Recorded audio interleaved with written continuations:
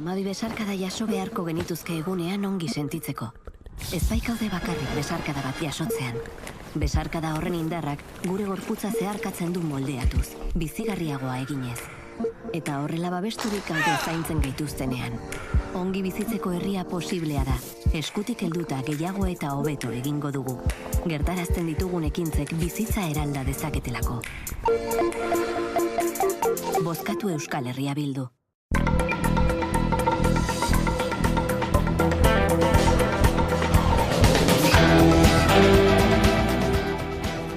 Europak atzeraldi ekonomikoa saihestu du. Horixe nabarmendu du Paolo Gentiloni, Europako Batasuneko Ekonomia Komisarioak gaur goizean egindako agerraldian. Udaberriko Europar Batasunaren aurreikuspen ekonomikoak iragarri ditu eta espero baino hobeak dira. Bruselaren arabera, eurogunea 1% hasiko da aurten eta goranzko joerari eutsiko dio urrengo 2 urteetan 1,7 hasiko da 2024an eta 1,6 2025an. Urtea are oparoagoa izango da Espainian, izan ere 1,9 hasiko da herrialdeko barne produktu gordina eta inflazioak ere lasaiago arnasa hartzen utziko du datozen hilabeteetan. Neguan aurreikusitakoa baino txikiagoa izango da, urte amaierarako 4%aren bueltan izatea espero da.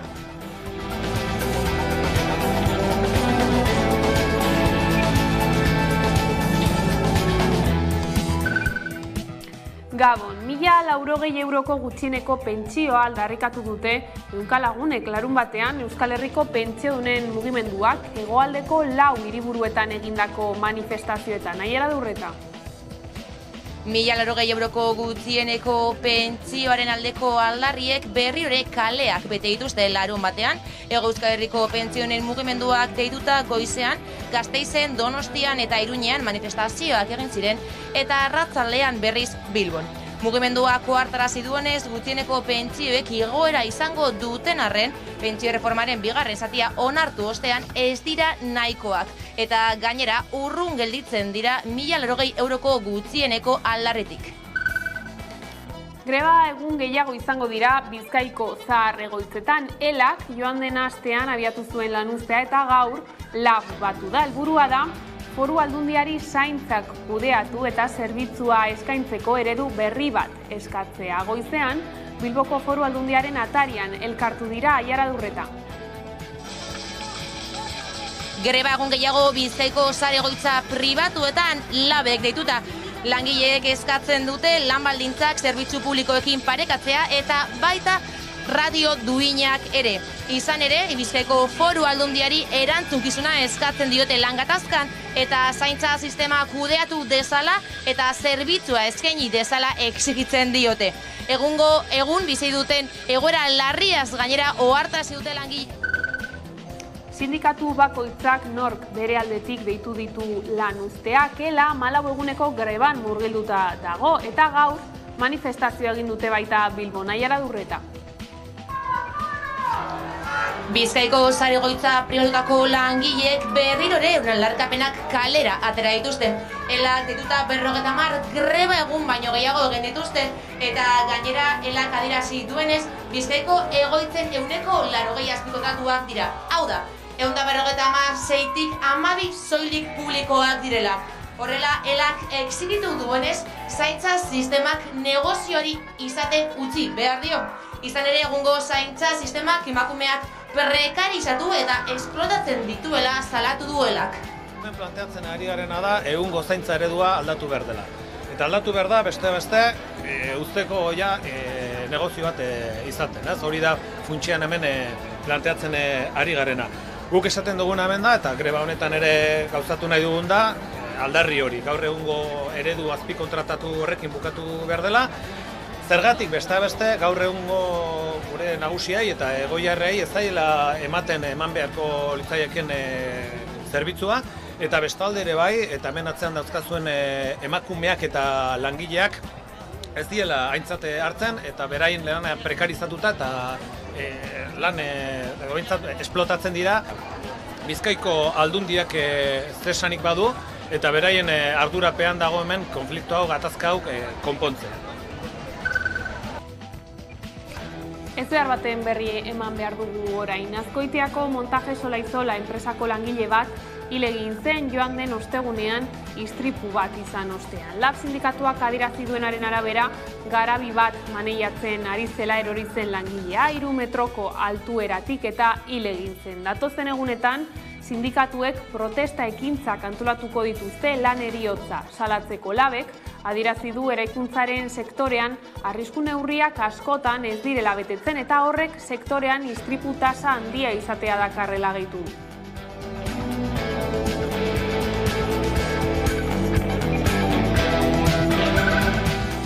Eta hauteskundeen gaiari helduta EH Bilduren eta EAJaren arteko lehia estuena Gipuzkoan izango da. Horren erakusle izan zen atzokoa, biek agerraldi bana egin baitzuten Arrasaten. Maiatzaren 28ko foru hauteskundetarako lehia horrek zenbait leiho posible ireki eta horietatik begiratzeko aukera ematen du. Hala, 11 telebista Gipuzkoako makilarengatik lehiatuko diren hautagaiekin izan da. Nik uste dut hau herri proiektu oso garrantzitsu bat dela, eta beste batzuk bezala honek lidergo konpartituak eskatuko dituela. Udal, diputazio, jaurlaritza eta guztien artekoak eta lehen aipatu ditudan bezala herritarrak ere tartean direlarik. Dudarik ez da CO2 emisioak beherantz jetxi egin behar ditugu, eta horrela gertatu dedin, mugikortasunaren arloan urratsak eman beharko ditugu. Bestalde batetik nik uste dut politika industrial berri bat behar dugu. Baina hemen azpimarra jarriko nuke alor batean. Lehen sektoreak badauka sekulako pisua gure ekonomian eta sekulako ekarpena egiten dio ere klima aldaketari. Hain justu gure lurraldean 80% landa ingurunea da Gipuzkoan. 162 basoa. Basoak, isurketak, isurketen kaltei aurre egiten die. Eta hor, baditugu guk politikak aurrera eramateko hain justu basoen zaintza bermatzeko. Murriztu behar dugu gastu energetiko, kostu energetika, hortik hasi, berriztagarrien aldeko apustua, erabat, baina hasi behar dugu batez ere dagoeneko antropistatua dauden eremuetatik. Hor daude industrialde abandonatuak, dazkagu errepideak, dazkagu hainbat eremu, ez direla menditontorrak eta baita ere jarri zizegula plaka fotovoltaikoak hasteko, gainera aste honetan ikusi dugu ikaragarri errentagarri dela bain, klima aldaketarekin ere bai, eguzki asko dakagulako. 2016an onartu genuen gure klima aldaketaren aurre egiteko estrategia, Aldundiaren barruan alde batetik departamentu guztiak daude nolabai hemen sartuta eta hor badozkagu helburuak, ez? Eta gero lehen aipatutakoa, ez nik uste dut guk lurralde industriala gara eta guretzat erronka berezi izango da. Nahi badegu industriala jarraitu ez izaten eta nahi badegu hori bermatu zer egin behar dugu, aipatutakoa. Energia berriztagarria bultzatu.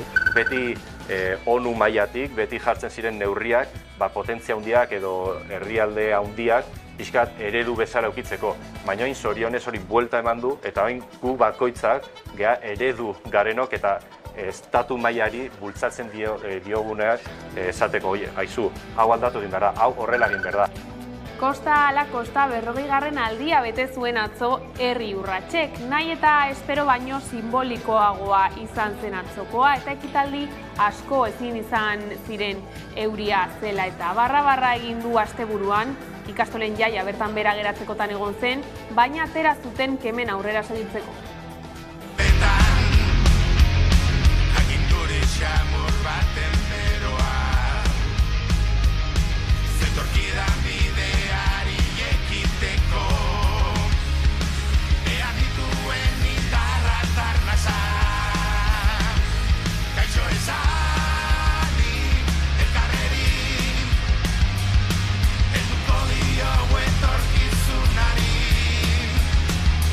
Emaneko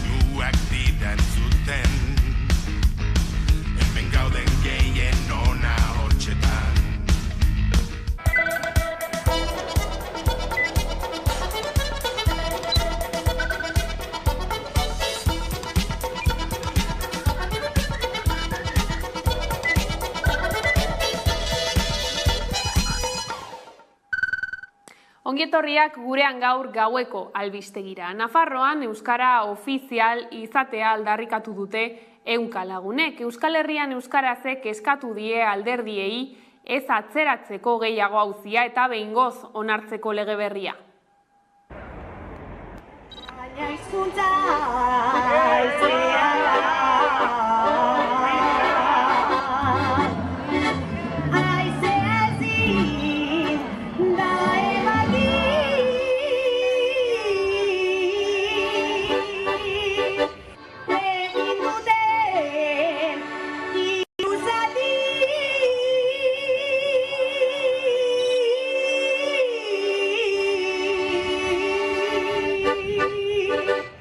Eta uste dugu gobernu aurrerakoi batek ezin duela beste behin euskararen gaia alde batera utzi eta euskaldunon eskubidea kontutan ez hartu. Beraz, uste dugu badela garaia eta badela ofizialtasuna onartzeko garaia eta datorren legealdia izan behar dela ofizialtasunarena. Aliguaen nabarroru mi ezetz benetan, euskaren promozioa deritxoz inpozaketa, inpozatza da euskara legearen mamaketa, bai eredu inpozaketa, gure lurra apurketa. Manifestazioekin jarraiki 1.400 euroko gutxieneko pentsioa aldarrikatu zuten ehunka lagunek larun batean. Euskal Herriko pentsiodun mugimenduak hegoaldeko 4 hiriburuetan egindako manifestazioetan.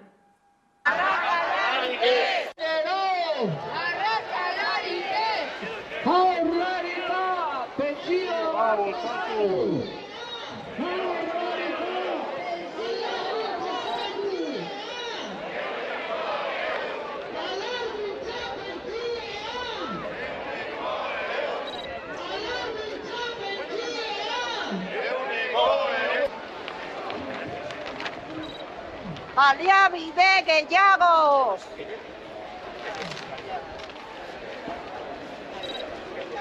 ¡Pensiones justas! ¡Empleos dignos! ¡Pensiones justas! ¡Empleos dignos! ¡Pensiones justas! ¡Empleos dignos! ¡Pensiones justas! ¡1.080 euros!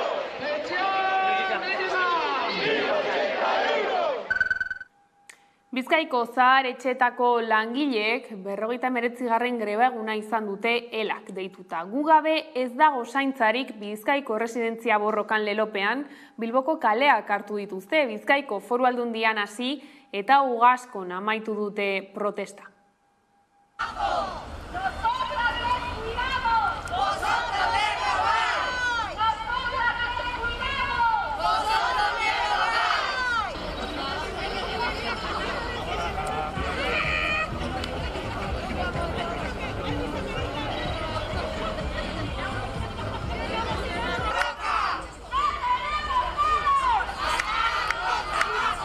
Planteatzen ari garena da egungo zaintza eredua aldatu behar dela. Eta aldatu behar da beste uzteko negozio bat izaten. Hori da funtsean hemen planteatzen ari garena. Guk esaten duguna hemen da eta greba honetan ere gauzatu nahi dugun da aldarri hori. Gaur egungo eredu azpikontratatu horrekin bukatu behar dela. Zergatik beste gaur egungo gure nagusiai eta egoiarrei ez zaiela eman beharko litzaieken zerbitzua eta bestalde ere bai eta hemen atzean dauzkazuen emakumeak eta langileak ez diela aintzate hartzen eta beraien lana prekarizatuta eta lan esplotatzen dira. Zaintza sektoreari buruz ari garela, grebak izan dira nagusi azken aldian Euskal Herrian. Gipuzkoako Foru Aldundiko ahaldungaiek gaia jorratu dute gurean, entzun.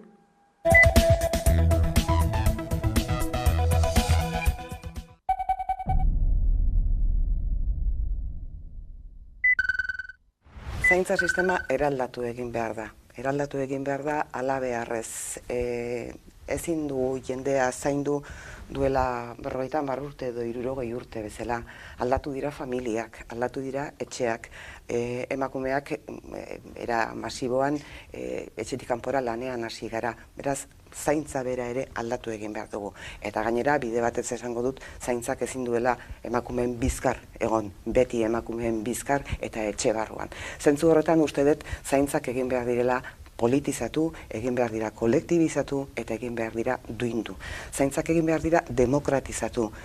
Zaintzak duintzeak esan nahi du zaintzaileen bizi baldintzak eta lan baldintzak ere duindu egin behar ditugula. Oso sektore feminizatua da, Gipuzkoan 252 egunez greba egin duena, eta zaintzen duenak behar ditu lan baldintza duinak eta behar ditu soldata duinak. Orduan nik neronek egiten dudan apustu garbia da, zaintza publiko komunitario baterantzko bidea marraztu behar dugula premiaz, eta doakotasunerako bide bat ere aztertu, momentuz kopagoa murriztuz, baina zaintzak ezin dutela penalizatuak izan. Guke Gipuzkoan zaintza alorrean hainbat aspektu lantzen ditugu, alegia nahi dugu egoitzetan zainduak izatea etxean egongo balira bezala. Eta hor, gure ikurra dira 3 edo apostuak dira 3, eta martxan dauzkagu, eta da berrikuntza, aldi berean da komunitatearekin lotura, eta aldi berean 3. elementu bezala elkarbizitza unitate txikiak. Hori egoitzatan. 5.425 erabiltzaile ditugu momentu honetan, 8 egoitza berri egiteragoa, 8 egoitza horietan eredu berria ja martxan egongo da, eta aldi berean 75 egoitza izanik Gipuzkoan, 30etan eredu berria martxan dago. Baina egoitza izango genuke dala azkeneko fasea. Aurretik, 10etik 8 etxean bizi nahi dute, etxean egon nahi dute. Eta hor, sortzen ari gerena da ekosistema lokalak zaintzaren ikuspuntu guztiak aintzat hartuko dituena. Nik gogoratu nahi den nola kabia sistema jarri genduen martxan, Alderdi Sozialista bultzatuta, egin dugu baita ere, ibilbide bat hor, eta orain adin berri, azkeneko proposamena aldunditik adin berri egoitzaia jarriko da martxan, eta gu daukagun sistema Gipuzkoan badakizu 3. sektorearen eta bai publikoaren sektoreak nola bai bideratuta ditugu. Hemen badago esperientzia handi bat. Nik uste dute aldundia daukagun eskumena potentena, hau da. Eta hemen aurrekontuaren erdia jarri behar dugu gutxienez gure zaintza sistema bermatzeko. Lehenik eta behin egin behar dena da debate sakon bat eragile guztiekin, alderdi guztiekin eta maila autonomikoan. Hau ez da bakarrekan Gipuzkoara mugatzen, hori alde batetik egin behar da erabat. Eta gero esaten dugunean pertsona erdigunean jarri behar dela zuzen ere da pertsona izan behar duelako eta pertsonari ematen zaigun zerbitzua eta pertsona horri zerbitzua ematen dion pertsona ere bai hoien guztien duintasuna egon behar du erdian eskaintzen dugun guztian. Eta haien duintasuna edo zerbitzuaren kalitatea ezin da kanpoko enpresa pribatu baten interesen eskuetan egon. Eta baita ere eredu komunitarioa aipatu da, garrantzua delako, ze badaude baita ere enpresak ez direnak, irabazi asmorik ez dakatenak, elkarteak eta kolektiboak, baita ere kriston zerbitzu ematen dutenak, eta badakigu hoien helburua ez dela dirua irabaztea, baizik eta zerbitzua kalitate hon batekin ematea, eta gainea komunitatea asko sortzen dute inguruan eta gizartea hobetzen dute beren inguruan. Orduan, hori izango litzateke hasi beharko genukena. Egin behar duguna da, alde batetik, asoziazio guztiei entzun, guztiei, ze oin badago protesta modukoa, denak ez dira sentitzen entzun da, beraz denei entzun berzaie, eta batez ere gehien kritikatzen dutenei, ze horrela hobetzeko informazio gehiago eukiko dugu. Gero bestaldetik, soziosanitario hitz hori oso politia da eta papelan oso ondo geratzen da, baina gero egunero ikusten dugu nola sozio parte hori diputazioarena dela oso ondo dijoala, gero sanitario ez dijoa hain ondo, baina Eusko Jaurlaritzarena da, eta ez dago koordinaziorik. Tenis partio bat ematen du eta pelota alde batetik bestera botatzen dute. Beraz, agian zaintzakidetza ez enpresa baino erakunde bat sortu beharko genuke, osakidetza bezala, koordinazio hori benetazkoa izan dadin. Eta gero daukagun erronkarik handiena gizartea gero eta zaharrago izaten ari dela, eta hemendik urte batzuetara, baia 150 izango da 65 urte baino gehiagokoa. Landu egin behar dugu beste modelo bat, non etxean zaindu behar ditugu pertsonak, non residentziak azkenengo pauso bada eta alba dugu, ebitatu egin behar dugu area eramatea, eta gero zaintzaileen kudeaketa, hau da oso importantea, eta egun bai gainean jarriko dugu zaintzaileen estatutoa, baina arte 187 emakumeak dira eta 185 kanpotarrak dira eta denak daude larrialdi sozial batean. Eta zaintzaz ari garela Labek elkarretaratzea antolatu du Gasteizen, ama bakarrentzako eskubideak exigitzeko. Martxoaren 8an Espainiako Auzitegi Gorenak ebatzi zuen ama bakarrek zaintza eskubide gutxiago izango zituztela bi gurasok. Baino sindikatua epaiaren aurka azaldu da eta zapalkuntza bikoitza salatu du. Alde batetik sexuaren araberako diskriminazioa dela kritikatzen du, guraso bakar gehienak emakumeak direlako, eta bestetik zaintza eskubide bera urratzen dela salatu du.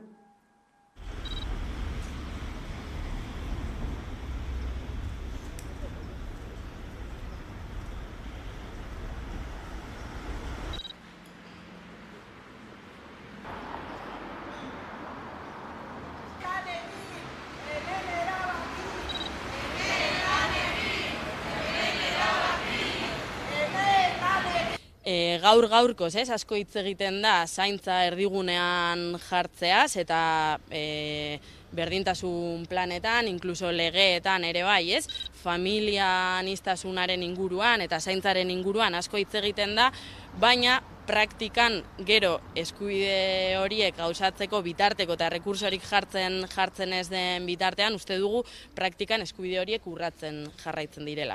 Berresten gara borroka sozio-sindikal honetan, uste dugu ezin ditugula gure eskubideak ere auzitegien esku utzi eta jarraituko dugula ama bakarren eskubideen alde borrokan bai epaitegietan eta bai kaleetan ere.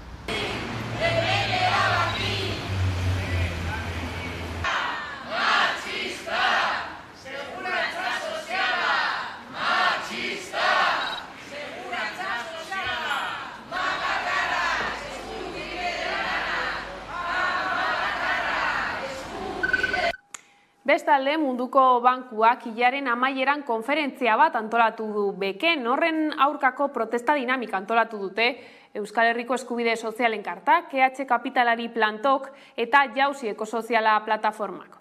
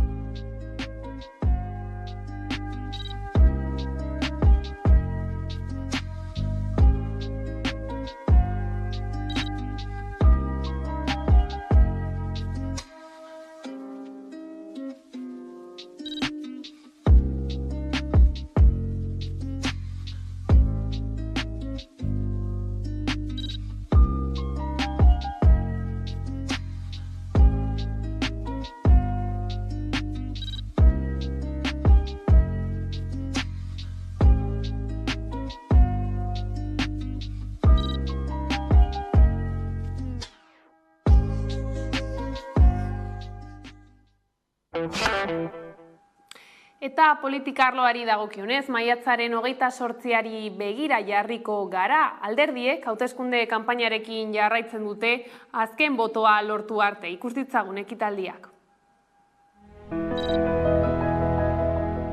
4 hiriburuetan, edo gutxienez 3 hiriburuetan, mundu guztia konbentzituta dago, irabazterik badagoela.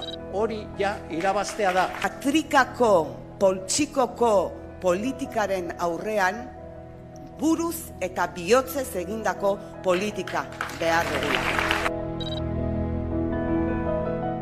Gure autogobernua ez da betidanik izan, eta zaindu, babestu eta eguneratzen ez badugu, arriskuan izango dugu.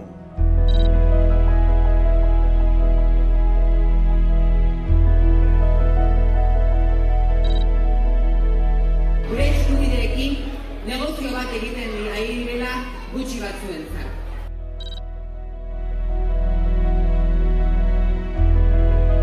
Azken finean, pasarela hau gure ustez da Iruñako herriari, Iruñako jendeari adar jotze huts bat.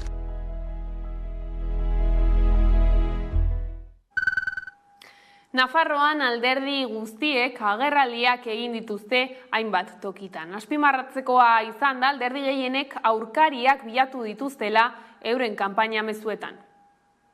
Markesinak, Bilabesak eta Hiriko Hormak hauteskunde kolorez daudeia da Iruñ herrian eta Nafarroan. Pasaden hortzegun arratsean ekin zioten kanpainari alderdiek, baina asteburuak hainbat ekitaldi eta zer errana ekarri du. PSOEko txibitek UPNeko bozkatzaileei dei egin die ari bozka emateko. Muchas personas que en alguna ocasión han votado a UPN saben que el Partido Socialista defiende Navarra y es un partido situado en la centralidad política, sin estridencias, con lealtad institucional, siempre defendiendo los fueros. UPNek aldiz EH Bilduren kontra egin du. El resto de las formaciones políticas son una franquicia de sus marcas en Madrid o en Bilbao. UPN no. UPN no depende de nadie. Es el único partido que toma las decisiones aquí.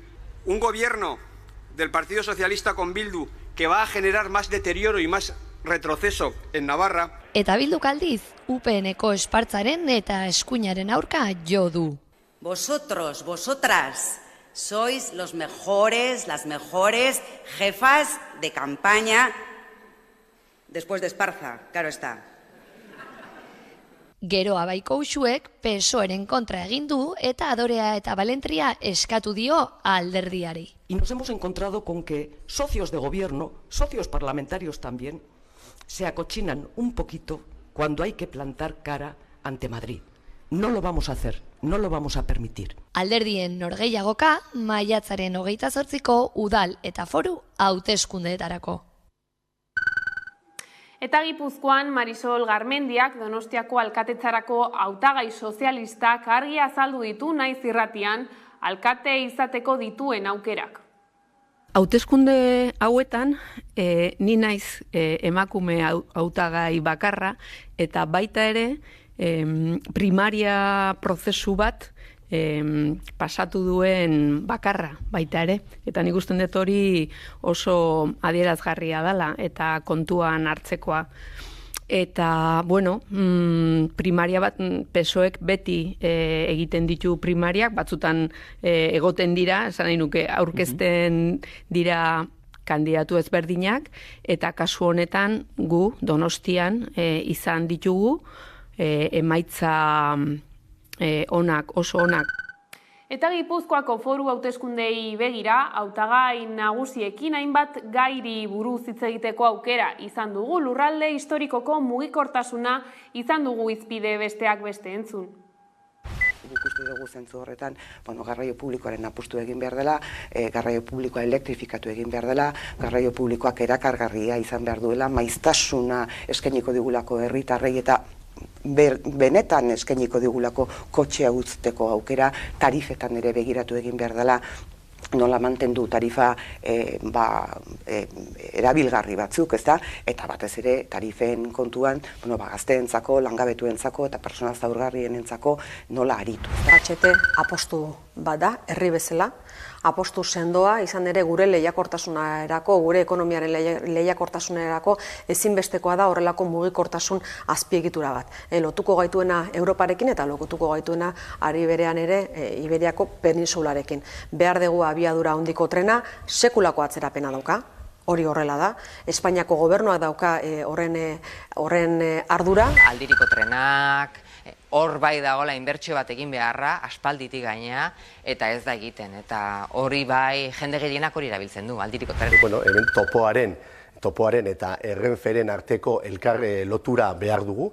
Loioanaseko Riberasen egingo den lotura ezinbestekoa da, eta bultzatzen ari gara. Alderdi sozialista bezala badakizu bere garaian Eusko Jaurlaritzan bultzatu genuen, gero etorri ziren beste batzuk eta gelditu zuten, kasu honetan EAJak gelditu zuen, eta berriro gure bultzakada izango du. Egoeraren, klima aldaketaren arloan, ez nahi baldin badugu jendea bere kotxea edo transporte pribatu erabili nahi, alternatiba jarri behar ditugu eta ezin dugu eduki daukagun trenak eta abiadura azkarraren trena kriston garrantzia dauka eta ez bakarrik pertsonerantzat eta klima aldaketarentzat, baita ere komertzialki Europakin duen lotura ikusi dugu nola Parisekin o Frantziarekin daukagun eztabaida hau, eske kriston garrantzia dauka. Bestalde gizarte arloko gaiekin jarraiki etxebizitza eta turismoaren afera landu dute Gipuzkoako ahaldun gaiek. Entzun dezagun.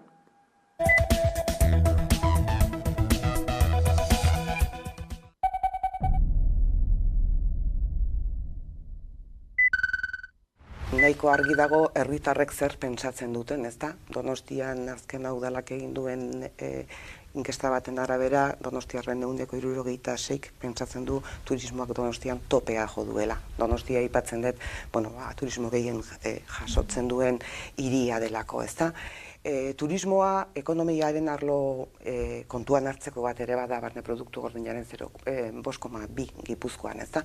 Baina turismoa beste gauza bat ere bada. Euskal Herria munduan, euskal kultura munduan, euskal hizkuntza munduan kokatzeko. Eta nik uste bi elementuak hartu behar direla kontuan. Eta gero horretaz aparte, turismoak ezin duela izan bertakoak bidaltzeko, baztertzeko, asarretzeko balio duen zerbait. Gainera, turismoa jasangarria izango bada, eta epeluzerakoa izango balin bada, nahi eta nahi ez horri ere begiratu beharko dio, bestela kontrakotasun bat sortuko duelako. Danok gara turistak, danok izan nahi dugu turistak, eta gustatzen zaigu mundua ezagutzera joatea, baina guk ere hartu behar ditugu gure neurriak, hain zuzen ere turismo hori, jasangarria izan dadin, guzientzako atsegina izan dadin, inori ez zaio gustatzen Euro Disneyn bizitzea, edo Portaventuran bizitzea. Gustatzen zaio norbere herrian bizitzea.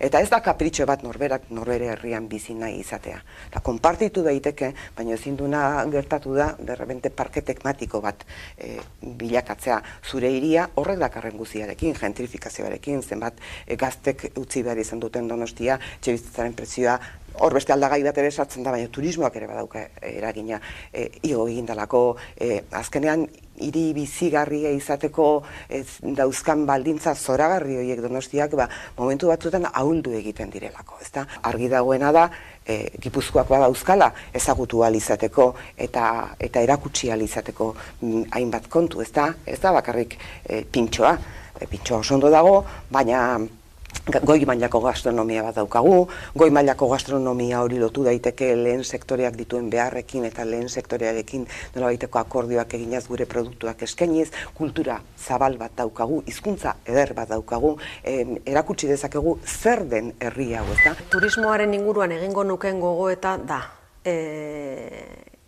Gipuzkoa erakargarria dela, alegia jende askok eta askok etorri nahi du Gipuzkoara eta enaiz harritzen. Gurera etorri nahi izanaz. Izan ere, Gipuzkoak dauka ezaugarri asko erakargarri egiten dutenak.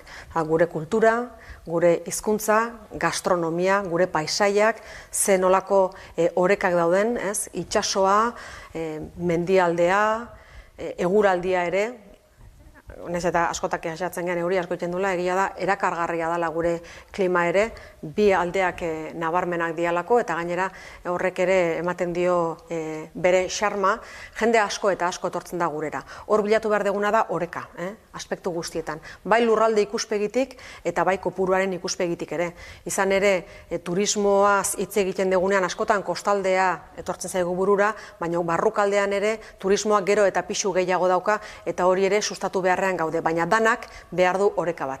Turismoa beharrezkoa daukagu, ekonomiari ekarpen handia egiten dio, gure barne produktu gordinari ekarpen handia egiten dio, baina topatu behar dugu oreka bat, hain justu aberastasuna sortzeko, eta aldi berean ere eramangarria izan dadin bertan bizi direnentzako. Eta horretan lan bat egin beharra daukagu.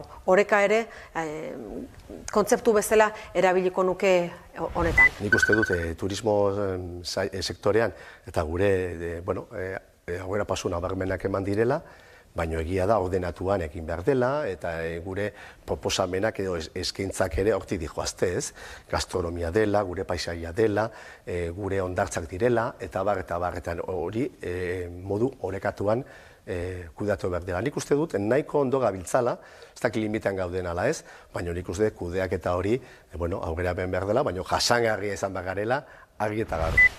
EAJ indartsu dagoela orokorrean Euskadin, eta badakigu bere eredua, garapen eredua zein den. Partxeak jarri hemenetan, baina aldi berean Euskadi turistiko bat, arrapalari bat, garatu eta eraiki. Hori eri dira eraikitzen, ikusten dugu gero eta gehiago, kostaldea gero eta turistikoagoa da, eta gainera zifrak esaten dituztenean, iaz 4 milioi bisitari izan genituela, beren erantzuna da, areago joan behar dugu. Areago, noraino, zein da muga, zein da Gipuzkoaren, Euskadiren turismo erakargarritasuna. Zein ikuste, oain arte izan dela gure bizimodua. Baina, claro, gu ezin baldin geha hemen bizi, orduan zein izango dela kargarritasuna, ez? Eta dudarik gabe hori desplazatzen gaitu, baztertzen gaitu, hemen bizi gareno kanpora zabotatzen gaitu, eta sortzen nahi dira parke tematiko bat izango balitz bezala, Euskadi bihurtuko da horrelakoa, gure kostaldeko hiriak bihurtuko dira Disneylandia, Pararrikos, horrela, alduten entzat. Eta langileak, alboko herrietan edo urrunago bizitzera denak etxe bizitza partekatzen, eta horrela, ez geha urrutu behar.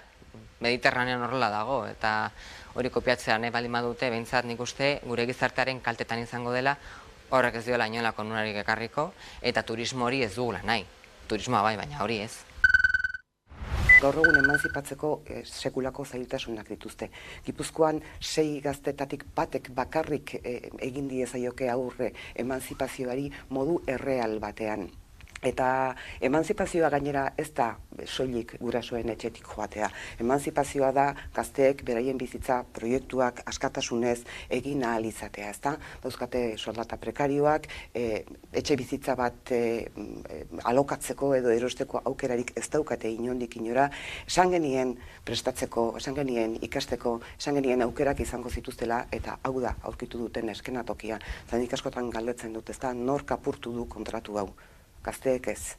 Orduan, zaurgarritasun egoera honi irtenbideak eman behar zaizkio. Etxe bizitza berriak egin beharrean gaude, espazio kontu bat dago, momentu honetan Loiolako proiektua dago martxan, zorionez, urte batzuetarako kontua izango da, baina horrek egingo dio ekarpena Donostiako hiriari sekulakoa. Donostian gaur egun dagoen arazoetako bat etxe bizitzarena da, Loiolako afera hori maigainean dago urte eta urtetan, talentua izan du bengoz horri soluzio bide bat topatzeko Donostiako udalak, eta horrek benetan arnasa handia emango dio beste batzuekin batera. Hor etxe bizitza berriak egin beharrean gaude, egoera honi erantzun bat emateko.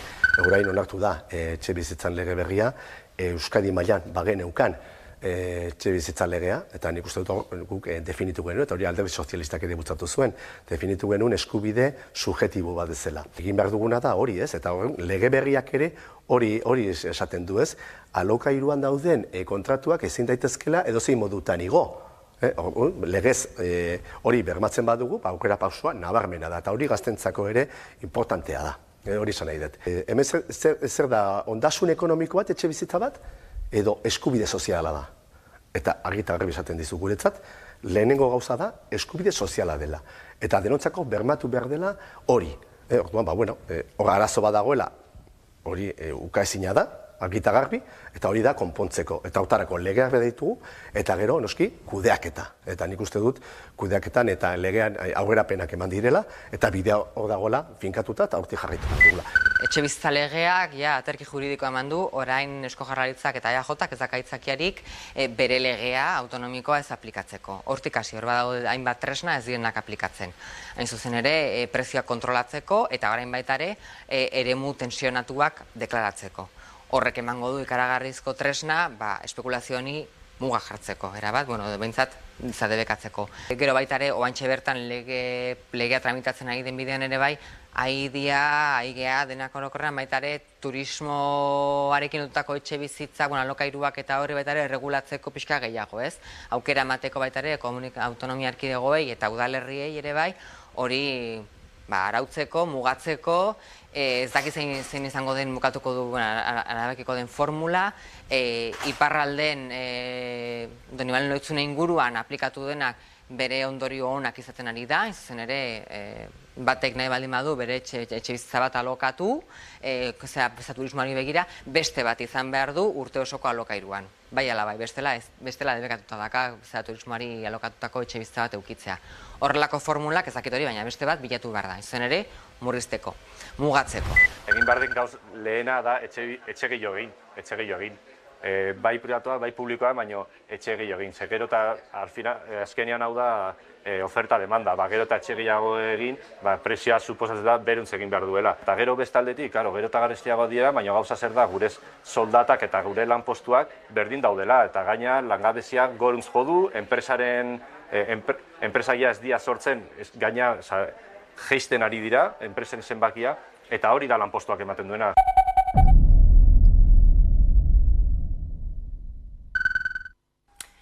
Haritik hirira bi geografok osatutako lantalde bat da. Gure lurralde zein hiriak leku gizatiarrago batean bihurtzeko grinak batzen ditu, gizarte, ekonomia eta ingurumen iraunkortasuna errespetatu. Zirigintza eta etxebizitzari buruz hitz egiteko Jon Macias eta Josu del Campo Haritik hirirako kideekin hitz egingo dugu orain. Kaixo bioi. Kaixo, arratsaldeon. Lehenik eta behin nola sortu zen Haritik hirira? Haritik hirira dagoeneko duela 2 urte sortu genuen Jon eta biok. Duela 2 urte oraindik ere batak zein besteak gure master ikasketak burutzen ari ginen, lurraldeekin eta hiriekin loturiko master ikasketak. Eta pentsatu genuen, gehien bat sare sozialetan eta hedabideetan ikusten genuen azterketak eta analisiak ikusita, Euskal Herrian eta Euskaraz lurraldekiko eta hiriekiko analisi edota ikerketak gutxi aurkitzen zirela, guretzako beti eredu moduan gaindegia bezalako enpresak ereduak izan ditugu, baina handik haratago oso eredu gutxi aurkitzen genituen. Beraz, pentsatu genuen nolabait utxune hori betetzea edo aukera ona izango litzatekeela, gure ikerketak eta gure analisiak eginez, eta beste alde batetik, zergatik ez, biak geografoak garenez eta gure lanaren inguruan orokorrean ezakintasun handia dagoenez, pixka bat ezagutarazi baita ere geografoak orokorrean egiten dugun lana. Etxebizitzan zentratuko gara orain, izan ere Euskal Herrian adibidez gazteek alokairua ordaintzeko zailtasun handiak dituzte. Alokairuak oso garestiak dira eta soldata txikiak. Zer suposatzen du horrek guztiak? Bai, esan duzun bezala, geroz eta ohikoa da gaztiontzat alokairua ordaintzeko arazoak eukitzea, eta horren erakusle da emantzipazio adinean azken hamarkadetan egon dien atzerapenak. Hau da, alokairuan prezioan igoerian ondorioz, gaztiok geroz eta berandu lagatzen dugu gudazuen etxia. Azken finean, auzo jakin bateko biztanlerixak daukan errenta espaldin badator bat alokairuan prezioakin, euren burua behartuta ikusiko dabe eremu hori lagatzeran etxebizitzak merkiauak dien auzo batera joateko. Eta aipagarria izango litzake adibidez Donostiako kasua, nun erdialdeko eremuan etxebizitzen prezioa eta alokairun prezioa handitzen joan den azken hamarkadetan, eta bertako biztanliek ezin izan dabe prezio hori pagau, eta gehien bat periferiako eremutara mugitzen joan dira, bertan etxebizitzan prezioa merkiagoa dalako. Zer gertauko da pixkanaka eta gradualki periferiako eremuak birbalorizatzen joango diela, eta horren ondorioz kanporaketa hori Donostiako udalerrixan mugetatik haratago joango dela, eta joaten ari dela, eta Hernani eta Astigarraga moduko udalerrixetan adibidez biztanleria asko hazten dabil, eta Donostiako erdialdean kontrara uzten. Horrek orduan egoera sozioekonomikoarekin dauka zerikusia, ez da segregazioa dagoela esan dezakegu? Bai, guztiz segregazioa dagoela esan leike. Azken finean, ezaugarri sozioekonomiko antzerakoak dauzkaden familiak eta pertsonak normalian eremu berdintsuetan edo eremu jakin batean kokatzen dira. Adibidez, errenta baxua daukan familia bat, alkilerran prezioa, etxebizitzan prezioa, bajua dan eremu baten kokatuko da. Eta kontrakoa gertauko da, aberatzen eremuetan. Horrek, zer eragingo da, alde batetik, auzoan beran baitxan homogeneidade bat egongo da perfil sozioekonomikoan, baina auzoen arteko konparaketia eginaz ikusiko dugu guztiz heterogeneoak direla. Eta bi izolautako eremu aurkituko ditugula. Hortaz gain be, segregazioa aurkituko zerbitzuen sarbidean adibidez. Normalian erdiguneko eremutan eta errenta altua dagoen eremutan errezagoa izaten dalako ospitzaletara edo ikastoletara sarbidea aurkitzea. Ipar Euskal Herrira egingo dugu orain salto, izan ere bertan gero eta zailagoa eta garestiagoa ere da etxebizitza bat lortzea, batez ere Lapurdiko kostaldean. Nolakoa da bertako argazkia? Bai, orokorrean esan behar da guk gure ikerketak egiterakoan, ikerketak egin aurretik beti izan ohi dugula hipotesiren bat, baina Ipar Euskal Herriko kasuan bagenekien bigarren etxebizitza kopurua oso nabarmena zela, Ipar Euskal Herri osoan zehar, baina ez genituen emaitza hauek espero egia esan. Gaur egun 5 etxebizitzatik bat bigarren etxebizitza iparraldean, hau da, etxebizitzen 20-21 inguru bigarren etxebizitza da, eta gainera zonalde batzuetan egoera hau are larriagoa da. Batez ere Zuberako barnealdean eta bereziki Lapurdiko kostaldean, bigarren etxebizitzak 40 edo eta 50 izatera iritsi daitezke. Batez ere, esan bezala, egoera larriena Lapurdiko kostaldean dugu. Egia da bertan kokatzen direla hiri handienak, bai Biarritz, Baiona, Angelu eta abar, baina bertan ditugun datuak ikaragarriak dira eta orokorrean azken urteetako prozesu baten emaitza dira. Gehien bat, 21. mende hasieran, 1989 eta 2008 urten bitartean, Ipar Euskal Herrian eraiki ziren etxebizitza berrien 37%, bigarren etxebizitzak izan ziren. Hau da, 10 etxebizitza berrietatik 4, bigarren etxebizitzak, eta datu hauek ikaragarriak dira. Horren ondorioz, azken hamarkadetako prozesu honek gaur egungo egoerara eramaten gaitu. Horren arira ere zuen ikerketan Airbnb efektua aipatzen duzue, zer da hori? Bai, mundu osoan zehar hedatzen ari den efektu bat da, ez? Azken finean hainbat osagairen ondorioa da, alde batetik Booking edo Airbnb bezalako enpresek izugarri erraztu dute etxebizitza turistikoen salerosketa. Gaur egun klik baten bidez edozein hiritako etxebizitza turistikoak ikusi ditzaket, argazkiak, bertan egon direnen iruzkinak eta klik baten bidez, nolabait alokatu dezaket. Beraz, alde batetik izugarri erraztu dira salerosketak. Bigarren puntu bat errentagarritasuna da. Kontuan izan behar dugu etxebizitza turistikoen errentasuna orokorrean familia etxebizitzena baino askoz ere handiagoa dela. Orokorrean 3 aldiz handiagoa da. Horren ondorioz, enpresari eta jabe askok pentsatu dutena da, familia etxebizitza turistiko bilakatzea. Eta hori da gaur egun dugun egoeraren ondoriotako bat. Eta azken puntu bat, legedia izango litzateke. Azken finean, prozesua hain azkarra izan da, non gure hirietako eta gure auzoetako legedia ez zegoen prestatua hazkunde hau nolabait gelditzeko. Gaur egun egia da pixkanaka gelditzen goazela, baina Airbnb efektua izango litzateke, ehundaka eta milaka familia etxebizitza turistiko bilakatzearen ondorioa eta honek sortitzaken desplazamendu mugimenduak eta alokairuaren prezioaren igoera, nola ez. Eta hori guztia esan da zer nolako ondorioak edo nola aurreikusten duzue etorkizun hurbila? Bueno, egia da oraintxe bertan, batez ere iparralden duela pare bat hilabete, lehen konpentsazio neurriak hartzen hasi garela.